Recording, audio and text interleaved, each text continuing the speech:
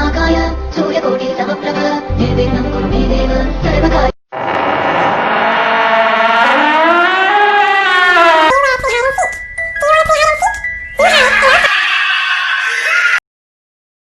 अब एक नई समस्या सिर पर खड़ी थी और वो थी कि बुलेट स्टार्ट नहीं ले रही थी। काफी कोशिश के बाद भी बुलेट ने स्टार्ट नहीं ली।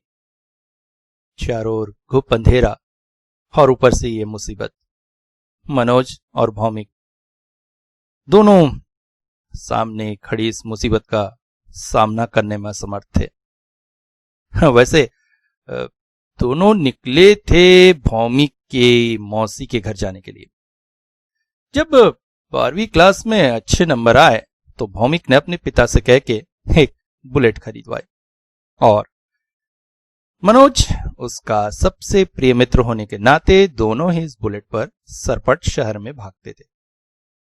हालांकि मनोज की मां ने उसे कई बार डांटा कि शहर में इस तरह से बाइक पर घूमना सुरक्षित नहीं है और वैसे भी भौमिक को भी ठीक से चलाना नहीं आता है, मगर इस उम्र का शौक किसी की बात कहां मानता है।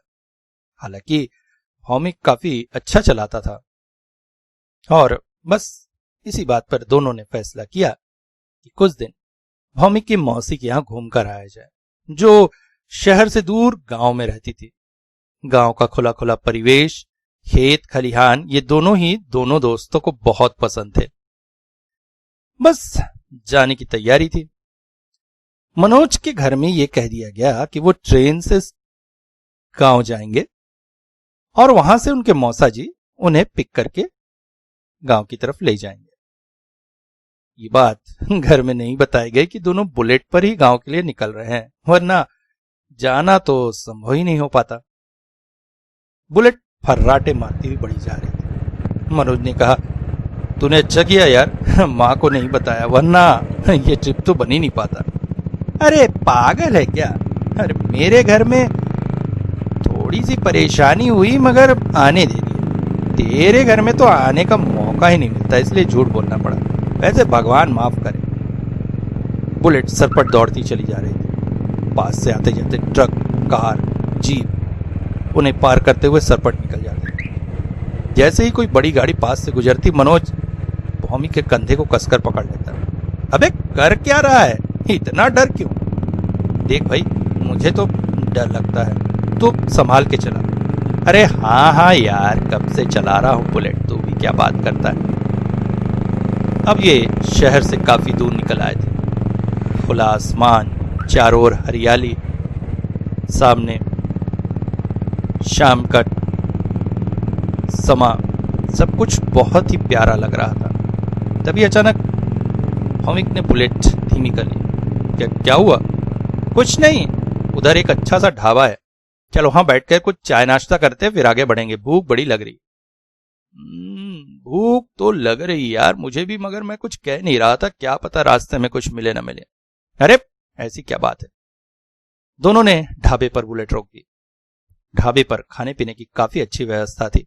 वहीं बैठकर वो चाय नाश्ता करने लगे और आसपास के ट्रक ड्राइवर से बातचीत करते करते काफी समय गुजर गया। अब शाम की रोशनी धीरे धीरे अंधेरे में बदल रही थी। मनोज ने कहा, चलना चाहिए यार। हाँ, अंधेरा गिरने लगा है, चल चल चल चल बैठ। बुलेट एक बार फिर से सरपट दौड़ने लगी। और कितनी दूर है? अब बस यही समझ ले कोई आधे घंटे का रास्ता है। ये आगे जाकर एक मोड़ पड़ेगा, मोड़ लेते ही साथ बस मौसा जी का खलिहान, वहां वो हमारा इंतजार करेंगे और वहां से उनके घर। चल ठीक है। धीरे धीरे चारों ओर अंधेरा छा गया। बुलेट की रोशनी ही एकमात्र सहारा थी रास्ता देखने का। मगर ये क्या, आधे घंटे की जगह 1.5 घंटे हो गए मगर अभी तक खलिहान नहीं आया। अब क्या हुआ, कुछ परेशानी है क्या? भौमिक थोड़ा सा अनमना सा था। मनोज ने पूछ ही लिया। अब नहीं, ऐसा कुछ नहीं। देख सही सही बता, तूने आधा घंटा कहा था, 1.5 घंटे हो गए गाड़ी चलाते हुए। वही तो मैं भी सोच रहा हूं, अभी तक तो रिहान आ जाना चाहिए था। आसपास तो कोई घर भी नहीं दिख रहा है, सब खेत ही खेत है। तभी एक खेत की मेड़ से जाते हुए गाड़ी अचानक लहरा गई और जाकर पासी के पेड़ से टकरा गई। दोनों पासी के खेत पर छिटक कर गिर गए। मनोज किसी तरह से उठा। अरे लगता है पैर छिल गया। भौमिक तो ठीक तो है? हाँ ठीक हूं यार। मनोज ने उठकर उसे भी उठाया। दोनों ने थोड़ा देर वहीं इंतजार किया और आगे चलने के लिए जैसे ही बुलेट उठाई, समस्या सामने खड़ी थी। बुलेट स्टार्ट होने का नाम ही नहीं ले रही थी।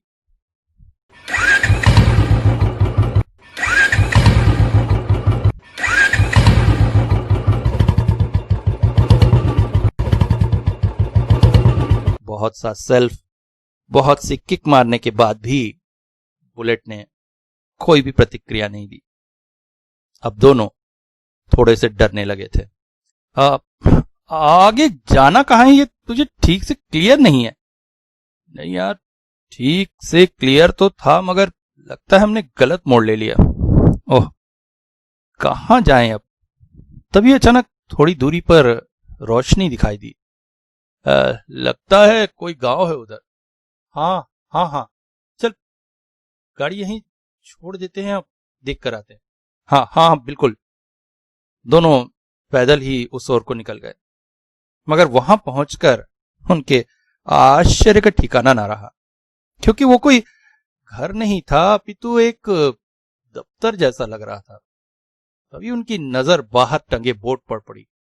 डाक घर। ओह, मतलब ये कोई डाकघर या पोस्ट ऑफिस है। मगर शाम के बाद भी यहां काम चल रहा है। दोनों गेट से अंदर आए। उन्होंने देखा काउंटर्स पर लोग खड़े थे, जो पोस्ट कार्ड वगैरह खरीद रहे थे, कोई मनी ऑर्डर कर रहा था। सभी लोग अपने काम में व्यस्त थे। किसी के पास भी इतना समय नहीं दिखा नजरें उठाकर देख सके। पास ही एक व्यक्ति बैठकर चिट्ठियों पर धड़ाधड़ सील मार रहा था। तभी दोनों पास ही के एक कमरे की तरफ नजर घुमाए। पोस्ट मास्टर, इनके पास चलते हैं। दोनों ने दरवाजे पर पहुंचकर नॉक किया। मैं कम इन सर? कौन? आओ आओ। दोनों ने दरवाजा खोलकर अंदर गए। बाहर अंदर एक वृद्ध पुरुष बैठे हुए थे। कौन है आप लोग? सर, हमें मिर्जापुर जाना था। मिर्जापुर तो यही है, किसके यहाँ जाना है? वो शिवनाथ चौधरी जी। शिवनाथ चौधरी? ओ, कौन है तुम्हारे? भौमिक बोल पड़ा। जी मेरे मौसा जी हैं। ओहो, शिवनाथ जी के घर का कोई आया है? और इसके बाद उस व्यक्ति ने एक अजीब सी हंसी हंसी। ऐसी हंसी उन दोनों ने आज तक नहीं सुनी थी।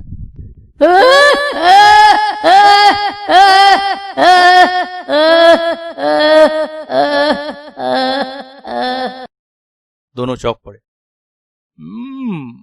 वैसे काफी अंधेरा हो गया है और आप लोग गांव से काफी दूर निकल आए हो। आज की रात हमारे पास ही ठहर जाओ, कल चले जाना। शिवनाथ जी के रिश्तेदार की थोड़ी खातिर करने का अवसर हमें भी मिल जाए। आ, आ, आ, आ, आ, आ, आ।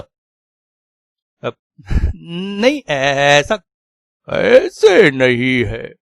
अरे रंगा बाबू। जो व्यक्ति बाहर बैठकर चिट्ठियों पर सील लगा रहा था, वो दरवाजा खोलकर अंदर आ गया। जी सर। अरे शिवराज जी के रिश्तेदार आए हैं, इनके खाने पीने की व्यवस्था करिए, रात भर यही ठहरेंगे। हाँ सर, ठीक है, आइए। वो दोनों को अपने साथ ले गया। पोस्ट ऑफिस से बाहर निकलते ही अचानक वो आश्चर्यचकित हो गए कि पास ही में एक घर भी था। वो व्यक्ति दोनों को उस घर में ले गया। आप लोग यहीं विश्राम करें, मैं खाने का प्रबंध करता हूँ। खाना काफी स्वादिष्ट था। दोनों ने भर पेट खाया और उसके बाद बिस्तर पर लेट गए। दिन भर बुलेट चलाने की थकान से कब नींद आ गई पता ही नहीं चला। मगर तभी भौमिक कांप उठा। उसे ऐसा लगा जैसे कमरे का दरवाजा कोई खोलने की कोशिश कर रहा है। उसने मनोज की तरफ देखा तो वो गहरी नींद में सो रहा था। वो चुपचाप इंतजार करने लगा, मगर उसका शक सही था। कमरे का दरवाजा अचानक आवाज करते हुए खुल गया और उससे जो शख्स अंदर आया उसे देखकर भौमिक को चक्कर आने की हालत हो गई, क्योंकि दरवाजे से एक आदमी अंदर आया जिसका सर नहीं था और उसने अपने हाथों में कुछ पकड़ा हुआ था। जैसे ही वो कमरे की रोशनी में थोड़ा सा स्पष्ट हुआ, भौमिक चीखने ही वाला था, मगर उसने अपने हाथों से अपना मुंह दबा लिया, क्योंकि ये वही पोस्टमास्टर था जो कुछ देर पहले उनसे मिला था। उसका सर नहीं था और उसके हाथों में उसने अपना सर पकड़ा हुआ था। वो सर भौमिक को देखकर एक बार फिर से हंस पड़ा।